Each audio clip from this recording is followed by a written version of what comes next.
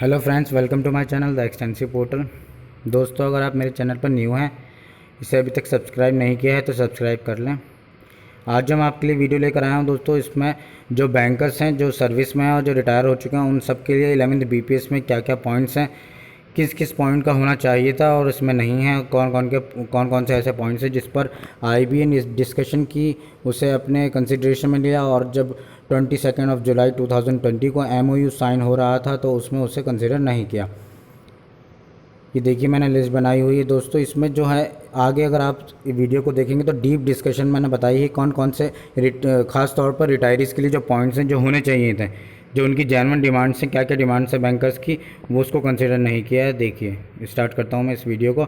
और इस पर कल एक एमपी ने भी एक लेटर हेड इशू किया है फाइनेंस मिनिस्टर निर्मला सीतारमन जी को, मैं वो भी आपको दिखाऊंगा। तो स्टार्ट करते हैं इस वीडियो को। जो एमपी हैं वो एलम रमा करीम हैं, जो केरला राज्यसभा के मेंबर ऑफ पार्लियामेंट के राज्यसभा के मेंबर हैं। उन्होंने एक लेटर इशू किया है दोस्तों। आगे देखते हैं क्या है उसमें। सबसे पहले ये पॉइंट्स हैं जो कि होने चाहिए आईबीए और यूएफबीयू के एमओयू में, जो नहीं है। उनके लेटर में भी यही पॉइंट्स थे दोस्तों।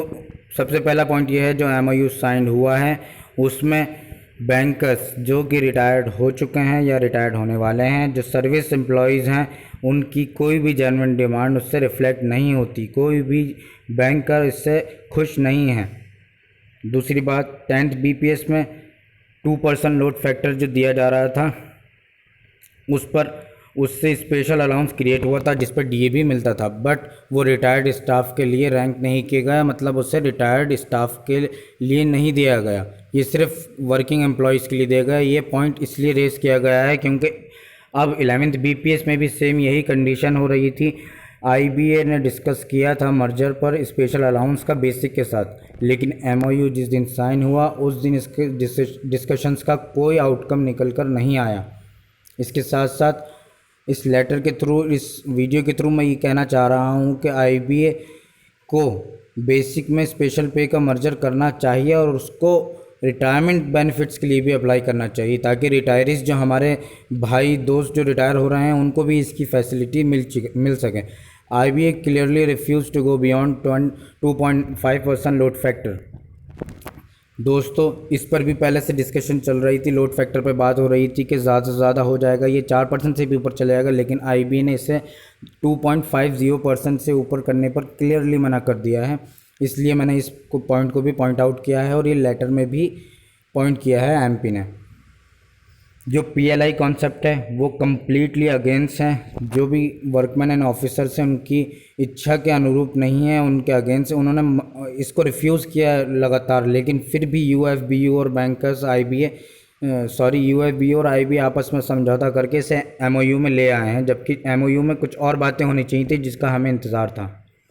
इसके अलावा जितने भी बड़े फाइनेंशियल नॉन फाइनेंशियल इंस्टीट्यूशंस हैं इंडिया की, जैसे कि RBI, stock exchanges, insurance bodies, वो सब 5 डे वर्क कर रही हैं, लेकिन बैंकर्स की जेन्युइन डिमांड भी दरकिनार कर दी गई है। एमओयू में इसे शामिल नहीं किया गया है, इसे भी पॉइंट किया गया है उस लेटर में। दोस्तों, जब 10th बीपीएस हुआ था तो आईबीए ने आश्वासन दिया था कि 2nd और 4th सैटरडे के अलावा 11th बीपीएस में हम 5 डे बैंकिंग को कम्प्लीटली अप्लाई कर देंगे, लेकिन स्टार्टिंग में डिस्कशन होने के बाद अब ऐसे मना कर दिया जैसे कि आईबीए ने अपने इस पर कोई स्टैंड रखा ही नहीं था। आईबीए अपनी बात से साफ इनकार कर देता है बाद में। और सबसे बड़ा मुद्दा जो दोस्तों रिटायरीज़ दोस्तों के लिए है वो ये है कि उनकी पेंशन का ज़रा सा भी अपडेशन नहीं हुआ है। इसका अंदाज़ा हम इसी पॉइंट से लगा सकते हैं कि आरबीआई ने भी अपना एम्प्लॉयज़ की पेंशन को अपडेट कर दिया है रेगुलर तौर पर, और गवर्नमेंट एम्प्लॉयज़ जो सेंट्रल गवर्नमेंट के हैं उनकी पेंशन अपडेट हर उनके पे कमीशन जो होता है उसके बाद हो जाती है।